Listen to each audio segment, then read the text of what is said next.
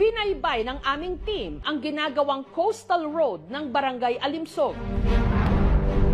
Putol na siya, yung kalsada, no?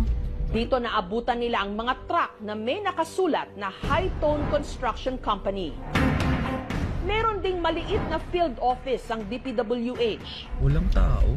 Walang masyadong mga kabahayan at sasakyan sa lugar.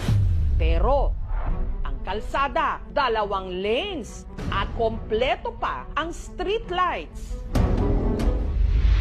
Matapos ang ilang minuto, narating ng aming team ang dulo ng kalsada kung saan naroon ang isang maliit na rest house.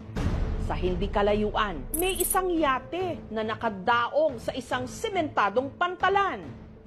Ayon sa caretaker, ang rest house daw na ito at yate pagmamay-ari ni Greg de la Cruz na dati raw personal assistant ni Congressman Zaldico. Kung titingnan mo, may vested interest using the people's money to benefit not really the people. Lalong-lalo na kung ang contractor ay yung firm mo rin. Tatanong ang mga tao, bakit daw doon? Wala naman na magkikinabang doon, walang dadaan. Ano daw yun? For private, personal use.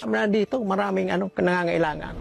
Hanggang sa binubuo ang ulat na ito, patuloy naming sinubukang kuhanan ng pahayag ang kampo ng mga ko